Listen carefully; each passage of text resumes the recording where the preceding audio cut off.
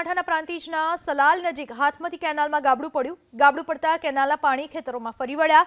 કેનાલના પાણી ફરી વળતા બટાકાના પાકને વ્યાપક નુકસાન. ગાબડું પડતા ખેડૂતોના તૈયાર પાકને વ્યાપક નુકસાન થયું. કેનાલની સાફ સફાઈ અને સમારકામના અભાવે આ ગાબડું પડ્યું. ગાબડાના કારણે ખેડૂતોને રવિ સિઝનમાં સિંચાઈની સમસ્યા સર્જાઈ. કેનાલમાં ગાબડા પડવાના સિલસિલો યથાવત જોવા મળી રહ્યો છે. મતનગરથી જે આ કેનાલ પાકી કેનાલ જે મેઇન આવે છે એ કેનાલની સફાઈ ચાલુ હતી 2 દિવસ પહેલાં. હવે એ 2 દિવસ પહેલાં ચાલુ હતું, પણ અહીંયાથી કેનાલના જે ગેટ છે ત્યાં આગળ એ ગેટ બંધ હતા.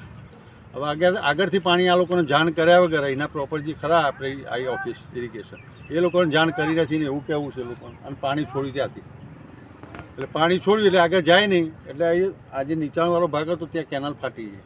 કેનાલ ફાટી હવે એ બધું પાણી ખેતરોમાં જે બટાકાવાળા બધામાં ભરી ગયું. હવે બટાકાની ખેતી એવી છે એટલે કુમળી. હવે બટાકો બીજો પાક હોય તો રહે, બાકી બટાકો તો અમે ભેજે માપનો કરીએ છીએ એટલા માટે. અને આ અતિશય પાણી થયું એટલે 60-70 વીઘા બટાકો ફેલ થઈ ગયો. એટલે હવે તો એના વળતર માટે અમે આગળ કોશિશ કરીએ. અને ત્યાંથી અધિકારીઓને બોલાવ્યા, 5 વાગ્યાનો ફોન કર્યો છે, તો આ હજી સુધી કોઈ મતલબ કે હેડ ઓફિસથી કોઈ આવ્યા નહીં. કોઈ અધિકારી આવ્યા નહીં, ખાલી એના કારકુન નહીં હતા, પ્રખ્યાત નહીં, એ આવ્યા સ્થળ ઉપર.